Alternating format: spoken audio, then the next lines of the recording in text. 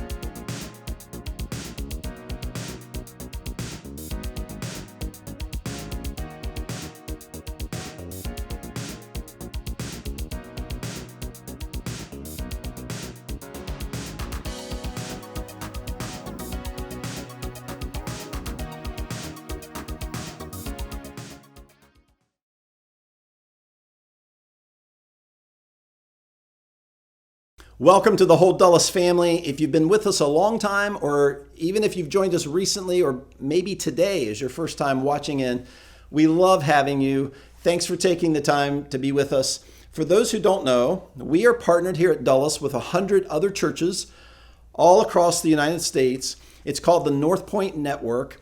And among other things, one of the vision points that we all share in common is that not just churched people and people with a faith background, but unchurched people would find what we say and what we do and our view of Jesus so compelling that not only do they want to attend, but they want to invite their friends to join them. I have something exciting about Blueprint. We wrote a check on Wednesday to Joshua Simonette's nonprofit organization Blueprint for $3,355, the amount that you gave, that we gave to the iPad project for the mobile lab for the kids in Baltimore. And man, we've been cheering around here all week. I just love doing church with you. I love how you lean into meeting needs. And I can't wait to see where this partnership with Blueprint goes. Okay, and now for the big announcement.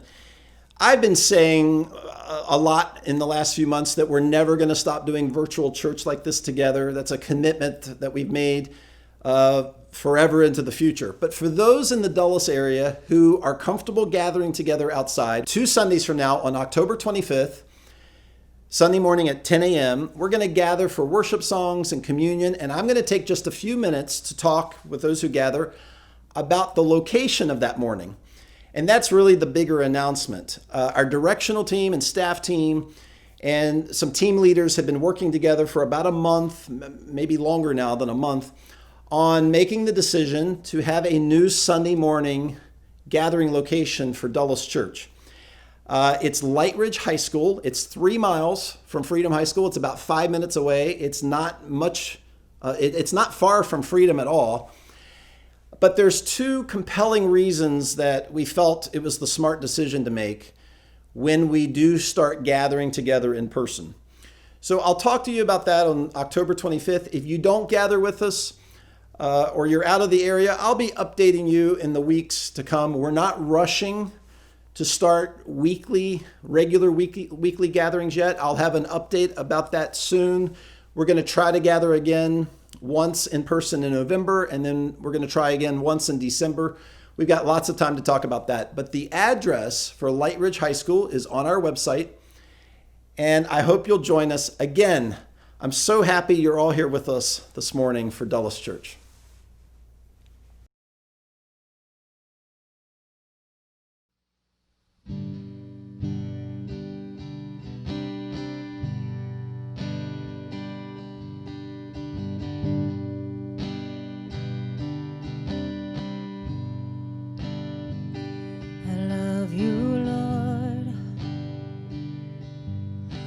Your mercy she never fails me. And all my days I am held in your hands. From the moment that I wake up until I lay my head, oh, I will sing of the goodness of God.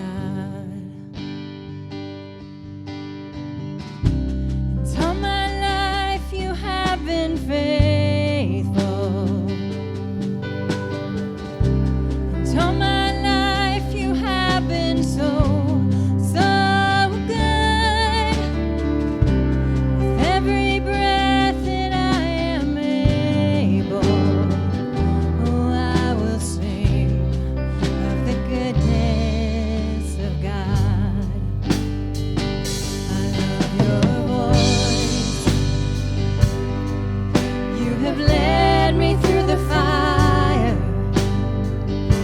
darkest nights. You were close like no other. I've known you as a father. I've known you as a friend. And I have lived in the goodness of God. All my life you have been faithful.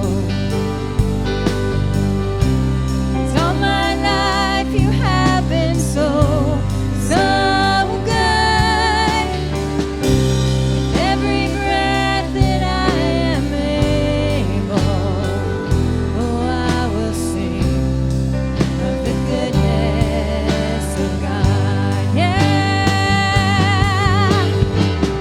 your goodness is running after, it's running after me. Your goodness is running after, it's running after me. With my life laid down and surrendered now, I give you everything. Your goodness is running after, it's running after me. Your goodness is running after, it's running after me. Your goodness is running after, it's running after me. With my life laid down and surrendered now, I give you everything. Your goodness is running after, it's running after me. And all my life you have been faithful.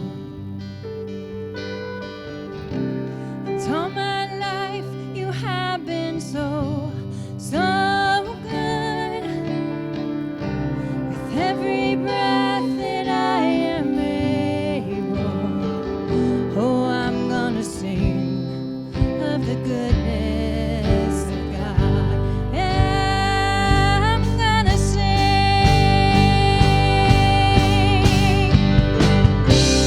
All my life you have been faithful. All my life you have been so good. With every breath that I am able, oh, I'm gonna sing of the goodness of God.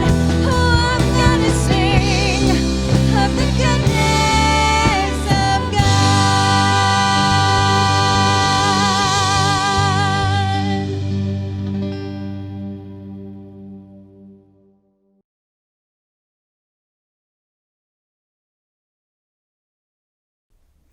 I haven't seen a sports season ever like this. Like, what a wacky sports world that we're living in right now. When you think about it, in the spring, we had no sports. There were zero sports. And now it's like the other extreme. We went from nothing, no sports in the spring, to all at once. Everything's happening at once. Tampa Bay just won the Stanley Cup a couple weeks ago. By the way, a big shout out to my cousin in Tampa Bay, Michelle, who works at Tropicana Field. Tampa Bay won the Stanley Cup a couple weeks ago. They're very close to a World Series win. That's happening right now. Michelle reminded me Tom Brady's in Tampa Bay. Like, what's going on in Tampa Bay right now? And, football ended up happening, and the NBA Finals was last week. All of this had me thinking this week about when I was a kid in the 70s and early 80s watching sports on TV, and anybody who's like 45 years old or older will know exactly what I'm talking about. Every Saturday there was a sports show called ABC's Wide World of Sports. And this is worth Googling, the 30 to 40 second intro to the show that came on every Saturday. And now you're all going to be Googling during my message. Wait and watch this clip after my message. It is worth Googling. And if you've not seen it, I think you'll probably end up wanting to show other people. ABC's Wide World of Sports came on every Saturday, and the iconic music would start, and whatever you were doing, if you were doing homework, or even if you were in another room or in the kitchen fixing something, if you heard this music for the intro of the show, you would stop what you were doing and you would come watch specifically for this moment, this specific part of the intro during all these big sports moments. It was like a montage of sports moments. And it would go from the big victory moment to, and you're probably saying it on your couch or in your car right now, to the agony of defeat. And that part, the agony of defeat clip of the montage, was this poor guy coming down like an Olympic ski jump. And instead of sailing off the end like normal, he wipes out at the end of the jump and comes off the front of it like a one-person train wreck. And it was horrific. And I wanted to watch it every single time. And I watched that clip in my childhood and as a teenager 200 times, no joke. I just never got enough of it. And isn't it interesting? It gave me this thought for really kind of is where I want to go today. Isn't it interesting how innate it is in our nature, how hardwired we are as humans to want to win. We want to win. Nobody wants to lose. And we avoid defeat at all costs. Defeat is an ugly word. Of course, nobody wants defeat, and we don't want to lose. We always want to win. But we sometimes enjoy watching someone else lose. And I think we can really enjoy watching the right kind of person who's on the other side of us, who's not just a sports opponent, but is opposed to us or is an opponent, opposed to us, particularly in this world today. We kind of enjoy watching them lose, and we kind of relish in the idea of their defeat. And so we'll watch and wait for it and sort of cheer for it. And man, what an extreme version of that our American culture has become today. We are so polarized. We are against one another on nearly every subject. I was wondering this week if that was an exaggeration. I can't think of too many things in American culture today that are middle. They're middle subjects or middle topics where people are kind of find themselves in the middle or in agreement. We are divided and opinionated and arguing, pushing back on, ending friendships over almost everything, particularly if it relates to any kind of political view. We are divided and argue and have become ugly on states being opened or closed, on whether schools should be open or closed. Mask wearing is a huge divide between people today. One of the funny examples that I thought of a couple months ago, maybe funny is not the word, I think it's kind of humorous actually, is how divided and opinionated we all are about Dr. Fauci. And it's funny to me how Republicans and Democrats have switched in their admiration for or their disdain of Dr. Fauci this year. In the beginning, Republicans thought he was being extreme to shut everything down, and liberals, the Democrats thought that he was keeping science in the White House and keeping everything focused on science. And then it was like a month or two into those briefings, Dr. Fauci seemed to be in front of the press defending the president as listening to the task force. And it was like overnight, everybody got confused. And suddenly Democrats weren't sure they liked him. And CNN was questioning Dr. Fauci about his statements in a press conference. And Fox News suddenly saw him as a good guy. And I swear to you, I've had conversations in the last month or so where with Republicans and Democrats, I can tell Republicans and Democrats are confused about whether they're supposed to like Dr. Fauci this month. And, you know, it would be hilarious if our country wasn't in such an awful place in how we are bowing to the God of winning at all costs. So this is what I want to do today. I'm going to present a pre-election thought.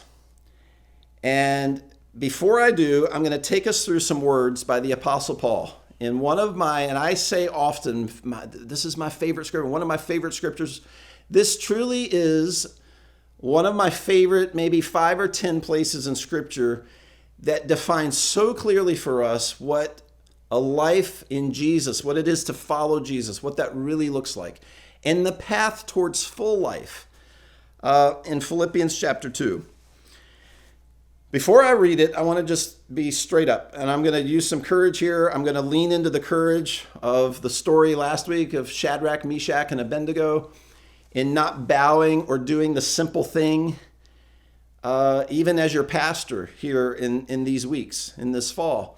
And I want to be honest. I know I have offended this year liberals who felt I wasn't using my influence or my microphone to denounce President Trump, particularly in certain critical moments of this year. And I know I've offended conservatives this year because I haven't defended President Trump. Denounce or defend. And there's no middle on this. And I don't try for the middle, particularly where we are in America today, because I'm trying to keep the peace or I'm trying to avoid conflict. I don't want conflict. I don't seek out conflict. But avoiding conflict is not why I'm seeking, not even the middle. I'm not trying to pull people toward the middle. I'm trying to point people and direct people toward the reality of what Jesus has called us to. And so I think it's very possible today that I may offend almost everybody, regardless of political viewpoint, or maybe because of the strong opinions today or viewpoints, political viewpoints today. I think my words could offend nearly everyone. I really hope not. And if anyone's offended, I want to just kind of say up front, I think it's because we'll be looking at and reading about Jesus. We'll be considering and reading about Jesus and what he describes and what he models and what he calls us to, that I think if anything's offensive will be offensive. So this is where I want to start in Philippians chapter 2. Paul is describing, he's reminding the church at Philippi and all churches, all people of Jesus' church, who Jesus was and who he is, what he modeled, what he spoke, how he behaved, and what he requires of us to be in relationship with him. Okay, and beginning in verse 6, Philippians 2, verse 6. Who being Jesus, being in the very nature God, did not consider equality with the Father something to be used to his own advantage. And I want to just say, what? Are you kidding me?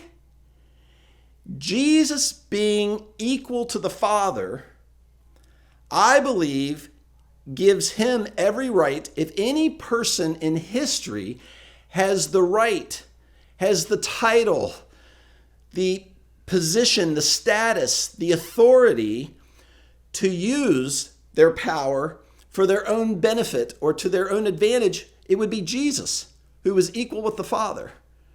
Paul says, Jesus, being in very nature God, did not consider equality with the Father something to be used to his own advantage.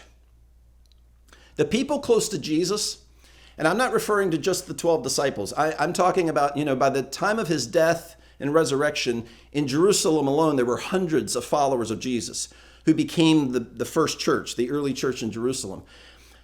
Everyone close to Jesus was convinced that he was God who had come in the flesh, in a human body, and that he was going to defeat the Pharisees. Talk about agony of defeat. They just knew Jesus was going to put into some sort of an agony of defeat the arrogant, powerful religious leaders. And they were confident that he was going to crush the unjust Roman Empire. And what Jesus lives out and models out is a big, shocking no. That's not actually his method or his format or what he really came to do. So here's my pre-election thought today that I've been saying I think could be pretty offensive. Jesus did not come. Yes, he came to introduce us to God's kingdom and to bring God's kingdom to earth and to begin the renewal process of renewing everything that's broken on this planet. And yes, he did come to describe the real nature of God, the true nature of God and his love for all of us. But Jesus did not come to win. Jesus actually came to lose.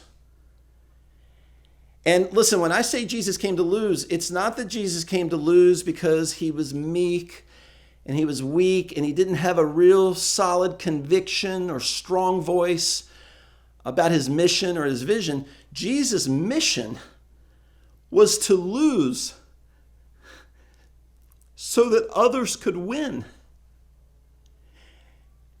And I think we read these stories and we sort of understand it from a theological perspective, or for a lot of us who grew up in church with hearing about the angry God or the God of judgment. When we are introduced to the real Jesus, we're so attracted to this and we love that, wow, this is Jesus came for others and he came to lay down his life for others.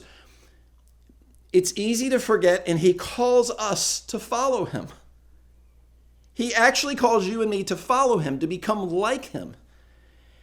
And so I think, maybe offensive isn't the right word. I think this is going to be problematic for a lot of people to understand. This is my viewpoint. This is my worldview. When people don't understand, why didn't he push back against Trump? Why did he let Biden get away as a pastor? Because I'm interested in what Jesus has actually not only come to model and be for us. I'm interested in trying to do the best I can to guide us and push us toward walking out and living out the way of Jesus.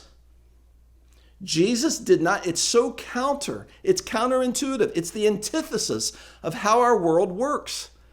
I mean, isn't power and privilege in this world supposed to be leveraged for the powerful and the privileged? Isn't that how the world works? And Paul is reminding us here again. He's reminding the church at Philippi, and he's reminding our church, every church, don't forget Jesus came as the counterintuitive answer to everything this world expects and what this world teaches and what this world models. Certainly to the God of this world and what has really become the God of our society, which is winning at all costs. Jesus came to lose so that others could win. The next verse, Philippians 2, verse 7. He didn't consider equality with God something to be used to his own advantage. Rather, in verse 7, he made himself nothing. Paul doesn't even say Jesus lowered himself a little bit and hovered in the sky over broken planet Earth to get our attention or to say, I love you. He didn't even come to walk the earth for a couple of weeks. He made himself nothing. He went all the way down. He lowered himself all the way to the lowest point. Jesus refuses to live to or for or toward society's God. Jesus, It's interesting that Jesus in verse 6, he doesn't consider equality with the Father something to be used to his own advantage. To be used to his own advantage is translated from the Greek into one English translation, translates it as to cling to. He didn't see equality with the Father as something that he could cling to or that he should hold on to. It's interesting that Jesus lets go of. He gives up and gives over. He gave up his life. He gave over his life so that others could win. The rest of verse 7. Rather, he made himself nothing by taking the very nature of a servant, being made in human likeness. I mean, think about what a servant is. A servant is someone who lives every day of their life for the benefit of another. A servant gets up in the morning with the mentality, thinking about their own resources, that they're going to spend their time and use their resources for the benefit of another. That's what a servant is. It makes me think of what Jesus did right before his arrest and his crucifixion at the Last Supper. The Last Supper began with the disciples arriving at the upper room to celebrate the Passover feast.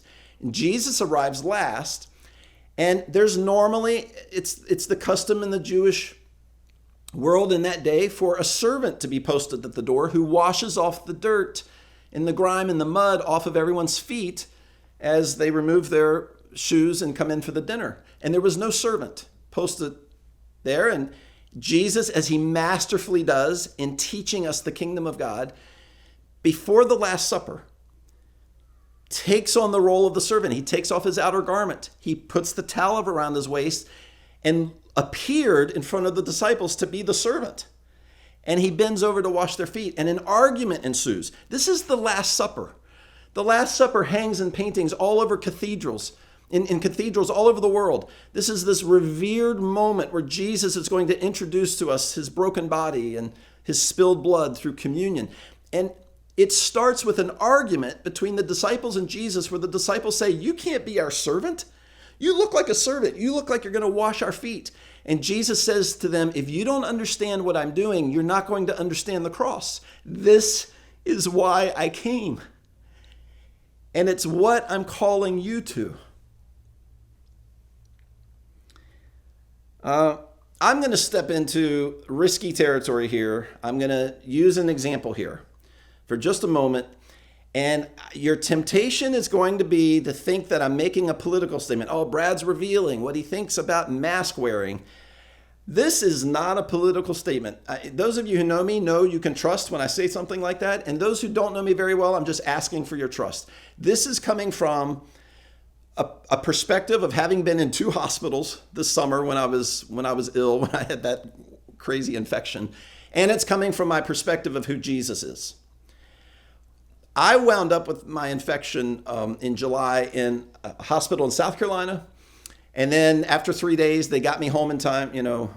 They got me home to go to Fair Oaks Hospital here in Northern Virginia. In both hospitals, in both cases, they told me when I got upstairs to my hospital room, I could take my mask off as long as I was in the room. And I was surprised by that, the first time especially. And I quizzed nurses and doctors about it. And then I quizzed them on what they told me about discharging me. When I was discharged from both hospitals, I asked, hey, what are the quarantine procedures? I knew COVID was in the South Carolina hospital. I learned that when I went to the emergency room. It was actually in the building. Both hospitals told me, doctors and nurses, you don't need to quarantine. And I just was surprised. Like, well, I know in this particular case, COVID is in the building. And this is what they told me. To a nurse and to a doctor that I quizzed about this, it was like hell on earth in hospitals at the beginning of all of this. This infection was spreading in the hospital and doctors were being infected. The South Carolina hospital and Fair Oaks Hospital both told me we haven't had a custodian, a cafeteria worker, a nurse, a doctor. No one has contracted COVID in this hospital, and they gave me a period of time. I think they said 2 months or 6 or 8 weeks. Because We don't take our mask off at all, not for a second, while we're in the building. And these are numerous nurses and doctors that are all saying the same thing. In 2 different hospitals, they're telling me the same thing. One nurse even said to me, "You're not going to get COVID and you won't take it home with you." And then she stopped and said, "I'm not supposed to really say it that way. Like, we can't guarantee that." But she said, "We've just learned our patients who are discharged don't contract it in the hospital, and it's because of the mask." I'm not making a political statement. I'm not a scientist. I'm not an epidemiologist. I'm telling you a personal perspective that I have, having been in the hospital twice this summer. I believe masks are something of a secret weapon in this. Maybe we'll find out in a few months that I was wrong about some of that. Stay with me. Stay with me on this example. This is important where I'm taking this.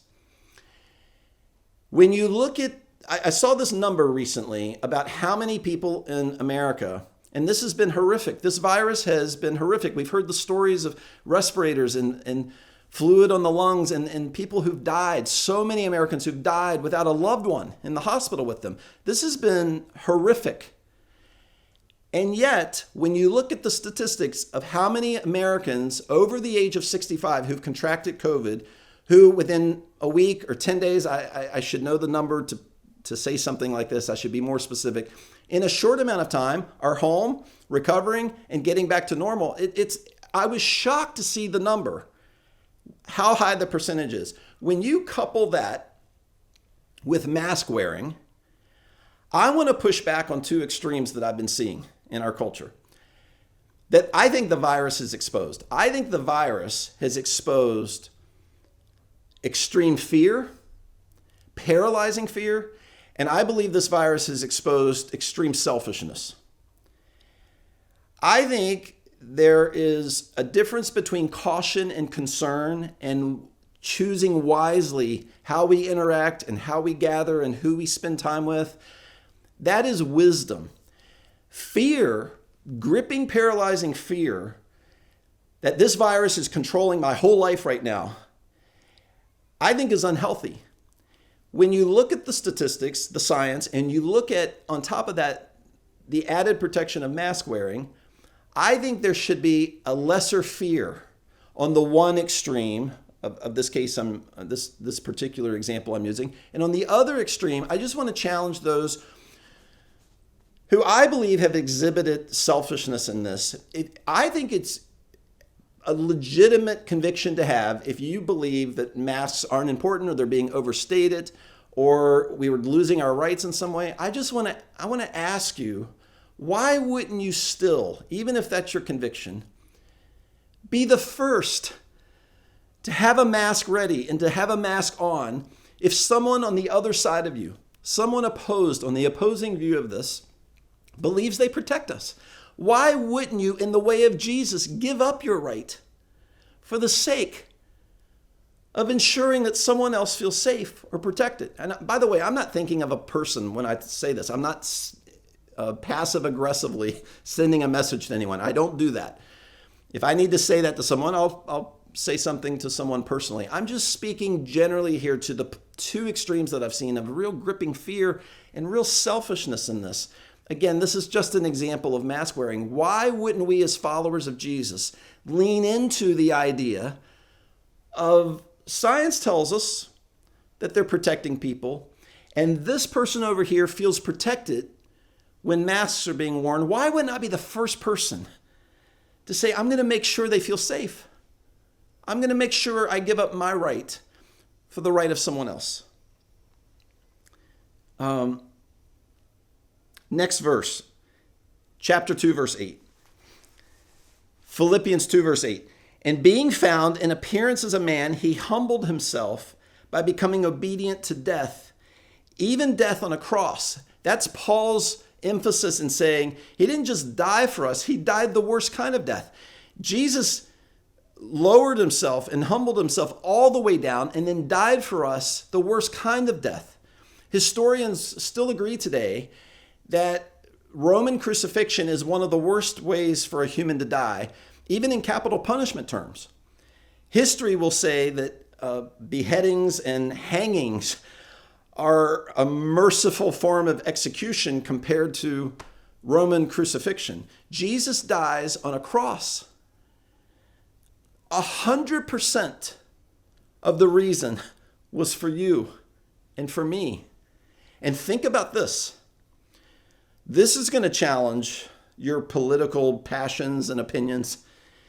Jesus died for the person opposed to your viewpoint, who votes in a way that you think is idiotic or ridiculous or extreme. The person who you think has been ugly in social media, or the person that you want to unfriend you or because they vote differently than you. Jesus died for them. He lowered himself and became the servant of that person. Our society is broken today by the I'm right, you're wrong culture.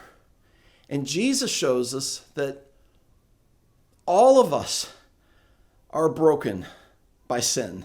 All of us have fallen short. All of us, everyone has a selfishness problem. Everyone needs a rescuer, savior. And the problem in church history is that churches it is the temptation of churches throughout history to eventually gravitate toward the society's God, the God of culture, rather than remaining fixated on the person, the one who died and came back from the dead. And this is what happens in church history. Whenever a church begins gravitating toward the God of society, the political rightness,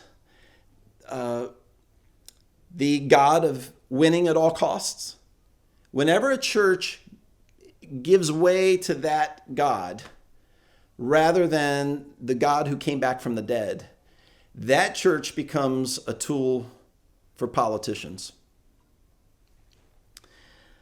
When I said earlier that I frustrated or offended some liberals and some conservatives this year, my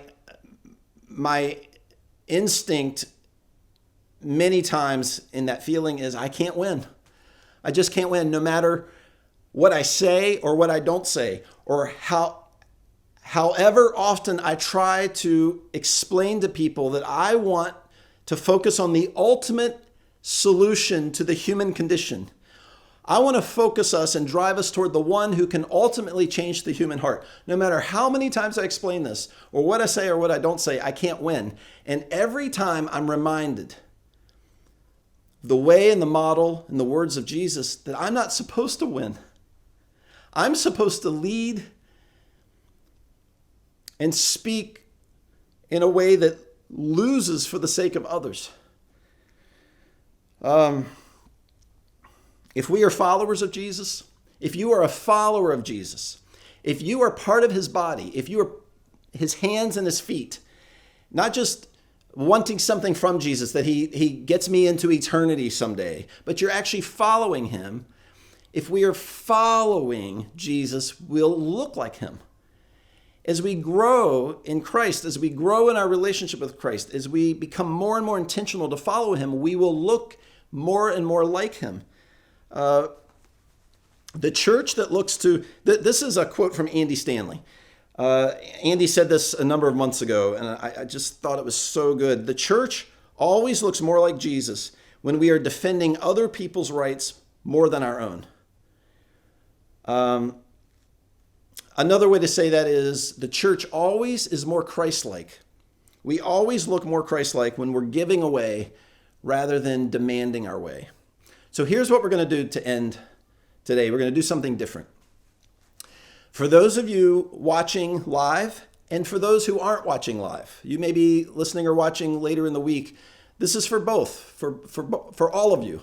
For those listening and watching live right now, we're going to extend our chat window for 5 extra minutes today. And our hosts are going to guide us through answering a question. And for those who are not watching live, watching later in the week, I'm going to challenge you to spend 5 or 10 minutes with God in the next hour. Maybe driving in the car, or maybe take a walk in your neighborhood, or go down in the basement and spend time talking to God, answering this question. This week, how can I posture myself to defend another's rights more than my own? How can I this week intentionally give away rather than demand my way? And before we start that, or before you go off on your own to talk to God about that, I want to pray with you. And this is what our prayer is going to be today. It's really simple. And I think for some of you watching or listening, the time has to give Jesus control of your life.